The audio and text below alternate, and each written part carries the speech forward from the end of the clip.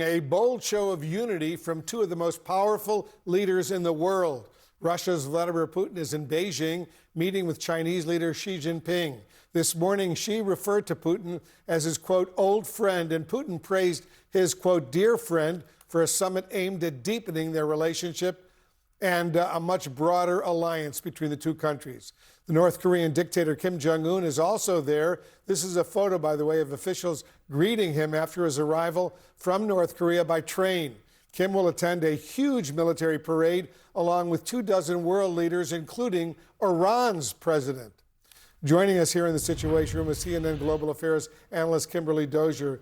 Kimberly, thanks very much for being with us. What are China and President Xi Jinping trying to achieve here?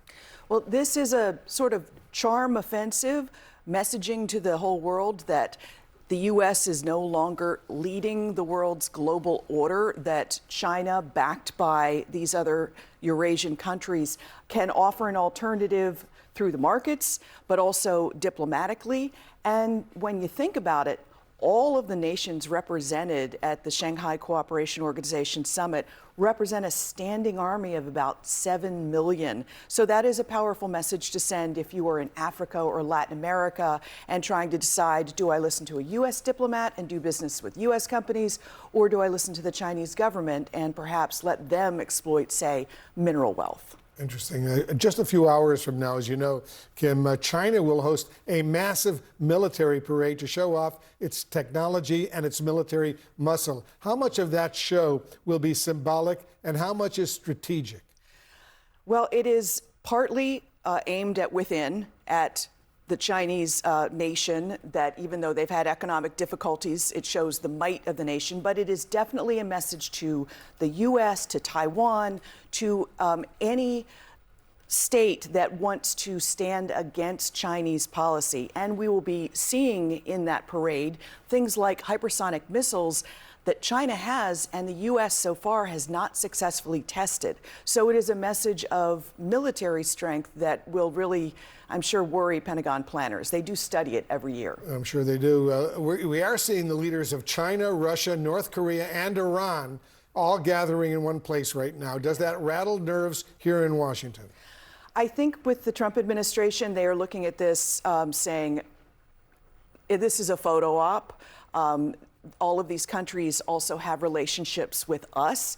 But if you look at the U.S. and the EU writ large, the West, there is concern that this represents the group of nations that's backing Russia's invasion of Ukraine, at least symbolically. But if it's North Korea, they are providing troops and weapons as well. So it is a message of, autocracies and autocrats are ascendant, and the West and the White House that you normally count on to help offset them is chaotic right now and isn't doing much to combat these kind of messages. India's Prime Minister Modi, as you know, Kim, also attended this summit. He's there. India is a country the U.S. has long courted as an important counterweight to China in the region. Trump recently slapped new tariffs, though, on India. Are we seeing New Delhi drift away from Washington now?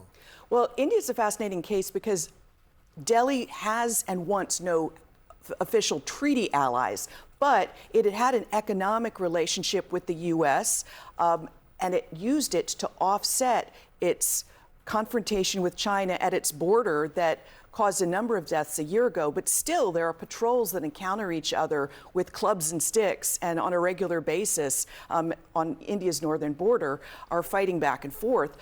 Yet, what India has messaged Washington is, you put 50% tariffs on us that are going to damage most all of our industries. We have other options. We can do deals with China, and think about that before you extend these 50% tariffs that Indians also think are unfair, because they're in part because India buys Russian crude oil. China buys more Russian crude oil, yet isn't facing these tariffs. Neither is the EU, which buys a lot of the refined products that India produces from that Russian crude oil. Yeah, important points indeed. Lots at stake for the world right now, what's going on in China. Appreciate it very much, Kimberly Dozier, helping us.